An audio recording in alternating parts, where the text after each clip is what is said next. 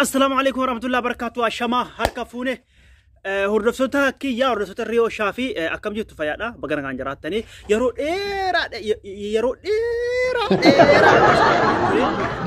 سبب أم بدي فندما إسنتي مار أمو وان أكاتا إسن مالك أرجت نوفي bakka sa'aatii keessan itti ilaallattanuu fi akkaataa sa'aatiin keessan guute moo hin guunne itti ilaallattanuu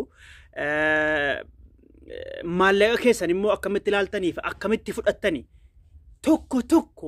tokko tokkoon kikkifeetan gingilchee isinii hima. Sababnin asirraa yeroo dheeraadhaaf bade kan isinii himu ta'a. YouTube Rio Shaafi birrii guddaadha kasaare. Asirratti birrii hedduun kasaaree jira. Sababa isaa isinii fanimaa kana booda of eeggattan an keessa qaxxaamureen jira. Amma keessa baheen jira. Bu'aa ba'ii hedduu bahee sababaan viidiyoo dhaabeef namoonni hedduun na gaafataa turtan maaliif akkan asirratti gadhiisuu hide na gaafataa turtan namni hedduun. Kanaafu wanni kun waan isin mudatuuf dirqama waan kana beekuun keessan dirqama. Kanaafu har'a ammoo namni kamuu akkaataa maallaqa argatan akkaataa maallaqatti fudhatan akkaataa sa'aatiitti fudhatan gara booda irratti isin agarsiisa. Rio Shaafi irratti rakkoo nam tolcheetiin birrii hedduun dhabe asirratti. YouTube irratti keessattuu faa waa YouTube irratti Oromoo namanina. Oromoo an isinii hima malee nu warra YouTube irra dalagu namanina. Dhugaa ani isinii hima.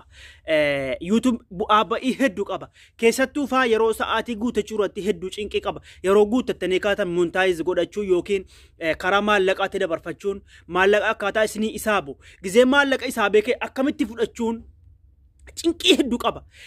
YouTube hin banannaa hin beekna waa YouTube hedduu yoo beeknellee maallaqa fudhachuu fi maallaqa karaa aadisiinsiitti dabarfachuu irratti dirqama nama beeku isin barbaachisa. Dirqama nama beeku malee fudhachuu fi hojjechuu hin danda'u. Namni akkuma haa dhaqeetti galu hin jiru akkam yoo beekaa ta'e. Kanaafuu viidiyoo ilaaleetti kan hojjetatu isiniif hima. Kana irratti aadisiinsii irratti gizee sa'aatii guutattanii kaatan montaayiz ta'uudhaaf achirratti banachuu isin barbaada. Googalii irratti aadisiinsii banachuu isin barbaada. Aadisiinsii banattanii poostaa koodii biyyaa baafattanii biyyatti dabaltanii poostaa koodii baafattanii itti galchattanii biyya akka waliin darbinetti seera isaa guutuun cinqii hedduu qaba. Kana keessatti nama keenya nama amantanii yoo itti kennatan namna keetti isin galaafata. Waa hatu osoo hin taane YouTube keessan hatu osoo hin taane inaaffaadhaaf waan hin taane sitti godha jechuudha.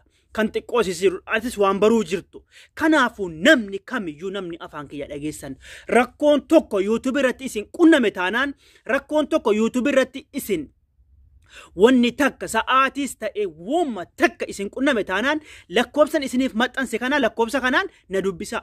YouTube irraa waan hin beeku hunda isaa isin barsiisa. Akkaataa maallaqatti fudhattanuuf akkaataa waan hundumaa isin agarsiisa. Kanarran immoo yoonatti jabaatee wallaale immoo ofiifan isinii gaafadhee isiniif deebisa. Keessattuu faa shamarran keenya gara YouTube dhuftanii jirtan hedduun keessan YouTube Rio Shaafi irratti bu'aa ba'ii hedduu keessan bayan waan hedduu na godhan yoo xiqqaate gara Itoophiyaa birrii 50,000 kasaare jiratti. Birrii ergan hanga viidiyoo gadhiisaaru kana cufa kasaaraadha. Kana hundaa namni godhe eenyunni nama jechuudha. Nama amanuun hin jiru. Gonkuma namni waa'ee YouTube irratti harka dhibba keessaa parsantiin muraasni harka dhibba keessaa 98 kijiba waa'ee maallaqaa gizee gahe hanqisee isin barsiisa. Bakka sana guutuu isin hin barsiisu. Garuu muraasni jiran tokko tokko kan ijoolleen guutuu nama barsiisan jirani.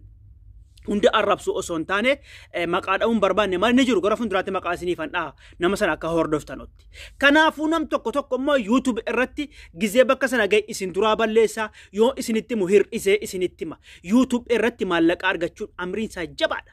Yoo rabbi nama gaarii isinitti qabe malee. Kana booda nam tokko viidiyoo iimeelii keessan namatti hin argitan anatu sa'aatii kiyyarraa gubee sa'aatii kiyya of viidiyoo hojjechuu dhiisa sa'aatii kiyyarraa gubee viidiyoo isinii maxxansa. Ilaallattanii akkasinitti gotan qubee takka takkaan lakkaa'een isinitti hima. An bu'aa ba'ii hedduu keessan bahe waa'ee YouTube irratti waa'ee aadisiinsi irratti bu'aa ba'ii hedduu keessan bahe waan hin dalage doolaara hedduun dhabe achirratti qarshii tokko irraan fudhannee maallaqa hedduun dhabe achirratti nam tolcheedha waan namni godhe kun hundinuu. Kanaafuu an ofii ta'ee jedhee isin jalaa calluman jedhu. Ijoolleen shamarraan hedduun mana madaame keessa isin tattaafataa jirtan YouTube dalagachuudha. Ijoolleen dhiiraan hedduu hin nagaafataa turtan badoo teessan YouTube dalagachuudha.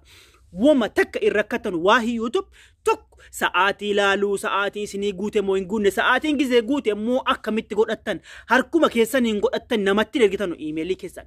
Natu qubee afaan Oromoo yookiin afaan Ingiliffaa tokko lakkaa'ee bakka isin xuxxanu tokko lakkaa'ee isinitti hima tokko akka isiniif galutti tokko isinitti himee jennaan banattanii nam tokkotti kennatanu banattanii akkaawuntii baankii itti guutattanii maal isin barbaada poostaa koodii eessaa baafattanii Itoophiyaadhaa poostaa koodii baattanii waan hundumaa takka takkaan isin agarsiisee jennaan irraa barattanii yoo YouTube irratti dhufuu jiraattan subscribe kuma tokko seera YouTube subscribe kuma tokko sa'aatii kuma 4 isin barbaada sa'aatiin moo warri sa'aatiin isiniif guutuu dide YouTube irratti warri sa'aatiin isiniif guutuu dide ani laptoppiin fayyadamu malee sila laptoppii isiniif guutaa garuu sisteema garaagaraatiin guyyaa 8 waan akkanaatiin guutatama haa ta'u malee maallaqaan ijoolleen tokko kan guutantu jiru yoommoo ifaajuu dhiiftanii maallaqaan guuttatanis rakkoo hin qabu nama amantan nutti imeelii keessa yoo argitan rakkoo hin qabu ijoollee waan takka imeelii keessan hin godhanu jechuudha.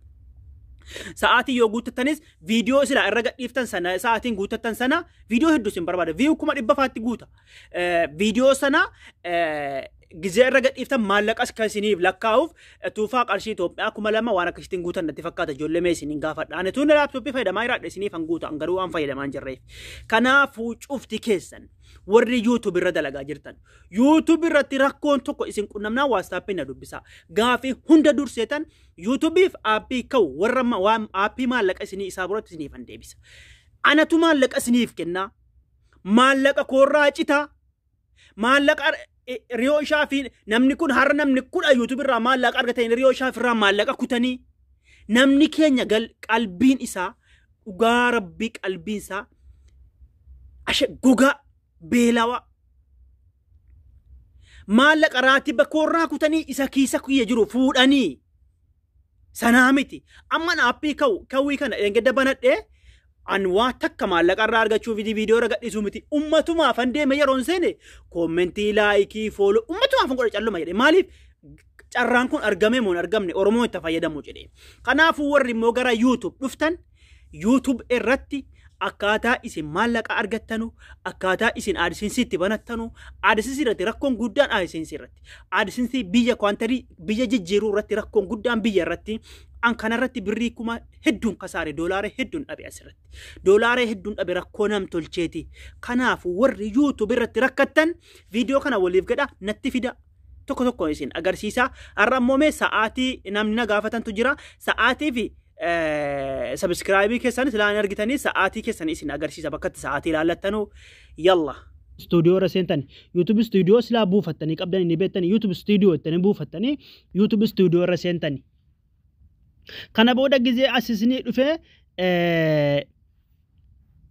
asirratti bakka heddurra jira isin isa jeddu lamaani gama kaanitti commenti playlist dhiiftanii analytics yettu kana gama bitaa fi mirgatti lama dhiiftanii isii wal akka networkii ol dhaabbatte kana isii akka nagaxuxxani sa'aatii ilaallachuudha kanaafuu asirratti viewdha argattanii asirratti watch time jedha asirratti viewdha asirratti taayimii keessani sa'aatii keessani amma asirratti sa'aatii 3,500 jedhaara miti isin gizee asirra dhuftanii ni argitanii miti isin yoo gizee YouTube studio keessan tan akkaatti isinii fida miti gama kanatti lama dhiiftanii isii walakkaa irraa mallattoo daataa mallattoo networkii akkana gideettanii view isinii fida viewun asirratti 85,000 jedha miti la inkijiba asirratti طيب جزء فيو كانت بوتاني يقاتني أكسر كيفتن جماعة كانت مركفتني واش تايمي كنا أكسيت ساعتين كيسن أكسيتي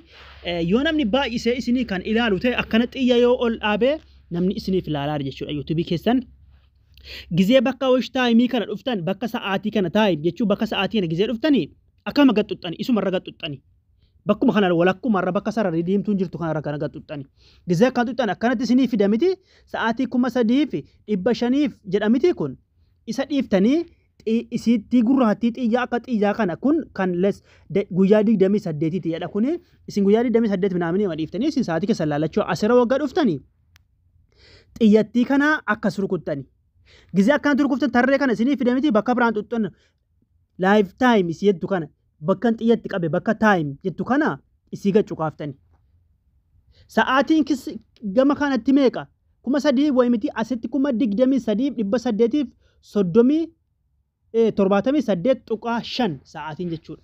Isinii galee yoo addeebinu immoo asitti 3,000 wayi argattanii miti akkasi view tan deebee isin agarsiisa. Isinii galeera miti view kana immoo fakkeenyaaf 85 jedha miti 8,8 jedha miti view isuma irra kana gaxuxxanii view keessan hammam ga'e yoo jechuu barbaadan asitti 85 tuqaama tuqaa gaara isii magaalaa xiyyaan itti qabe kana akkana xuxxaniitiyye laayif taayimii irra kaattan ammoo laayif taayim jechuun isii kana jechuudha isiirra akkana kaa'attanii gideettan meeqa 557 yoo agartanii achirratti immoo meeqa dhufe akkasitti sa'aatii keessan laallattanii nam tokko hin kadhatinaa hin soraatinaa illee jabaadha dalagadhaa YouTube irratti wallaahi amman beeku nama fedhe yoo ta'u nan gargaara anis bu'aa ba'ii hedduu keessa